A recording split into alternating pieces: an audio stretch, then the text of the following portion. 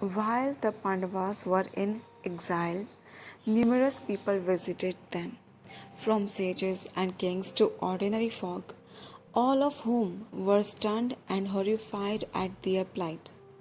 When Draupadi was the queen of Indraprastha, she would enjoy entertaining guests and was known for her generosity. But of course, she could not entertain the same way while in the forest. So Yudhishthira prayed to Surya, the sun god, who gave them a special vessel, saying, "This was Akshapatra. It will produce as much food as you need, but there is a condition. Once it is washed after the lady of the house has had her meal, it cannot produce anything more until the next day." Draupadi was only too glad to accept the Akshapatra and the condition. She was now able to provide delicious food to all their guests and in great quantities. And she washed the vessel only after she had finished her cooking for the day and had eaten herself. Soon the news of the exiled Pandavas' generous hospitality reached Hastinapur. Duryodhana wondered, how do the Pandavas manage to feed all their guests such scrumptious meals every day when they are so poor? Then he heard about the Akshapatra and was overcome by jealousy.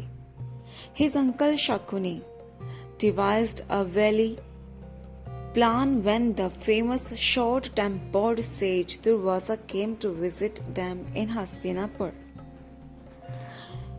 Duryodhana welcomed the sage with great pomp and show and treated him and his troop to a fantastic meal. Sage Durvasa said, "Duryodhana, I am very pleased with your hospitality. So ask me whatever your heart seeks. I have the power to give you anything you desire." Duryodhana replied politely, "O sage, I am incredibly fortunate to have you visit my place, but I have only one desire. I wish for my cousins, the Pandavas, to also have a chance to welcome you as a guest. May I request you to go to the forest and experience their hospitality and bless them too.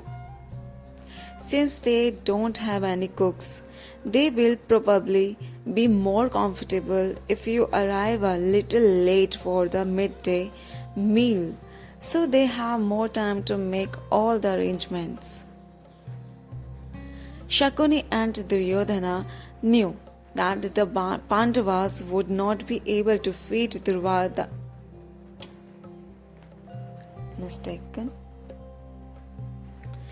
Shakuni and Duryodhana knew that the Pandavas would not be able to feed Durvasa's huge troop. They were certain that the news of the Pandavas feeding everyone who came to them was exaggerated. If the sage approached them after Draupadi had eaten, she would not be able to provide more food.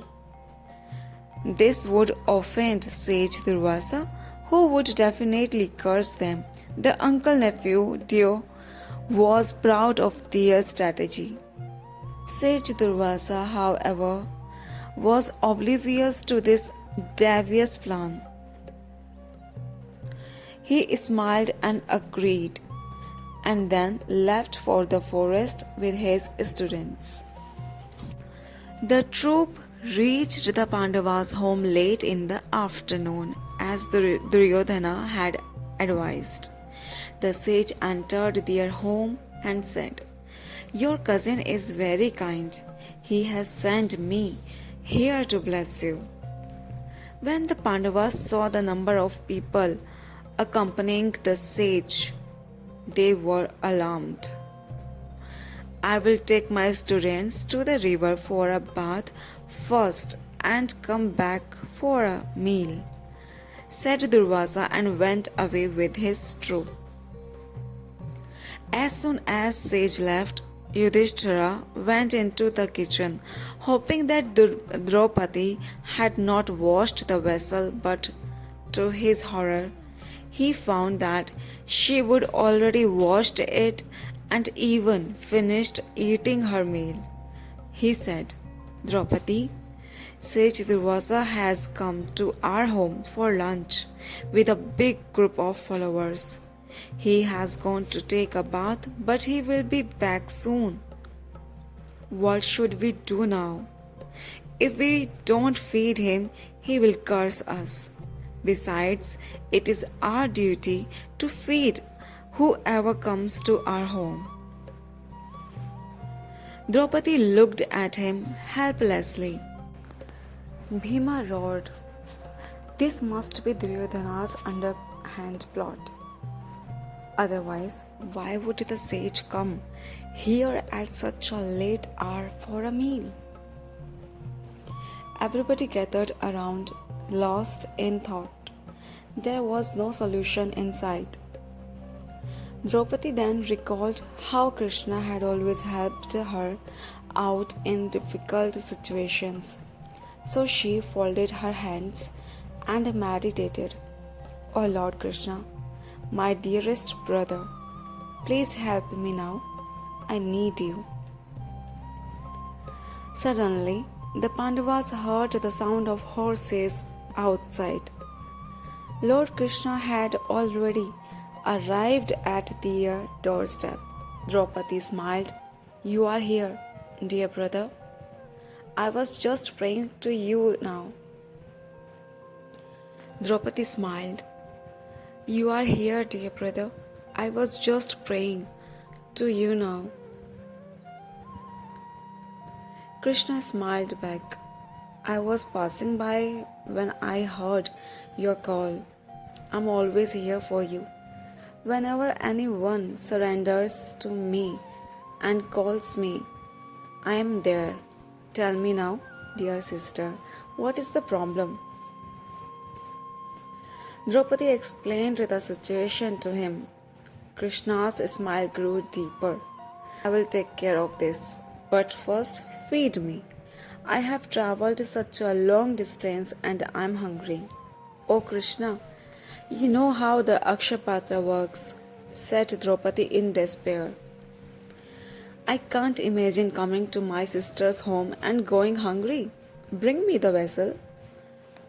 Draupadi did as she was told and brought him the empty vessel, except it was not really empty. There, at the bottom of the vessel, was a single grain of cooked rice. "Oh Draupadi, you are so naive," explained Krishna. "Can't you see that grain of rice? That is enough to satisfy my hunger." Krishna ate the grain of rice and immediately burped, as if he had had a full meal. "Now don't worry about the sage Durvasa or his students," he said and left. Meanwhile, Durvasa was his students had finished their bath. As soon as they got out of the river, they all started burping. One of the disciples said, "Guruji, all our stomachs are full and we can't think of eating any more right now. I know that the Pandavas are generous. They may get offended if we visit them and leave their home without eating anything. So I suggest we don't go back there." "I'm also of the same opinion," admitted Sage Durvasa. "I will bless them from here and we can go on our way." Thus, Durvasa and his group never returned to the Pandavas' home and Duryodhana's plan failed miserably. The day the Pandavas received the Akshapatra from the sun god is still celebrated in our country as Akshaya Tritiya, which comes every year during the spring harvest in April or May. It is an extremely auspicious day, and people believe that whatever they buy that day will grow in value. Most people prefer to purchase gold on this day. Thank you.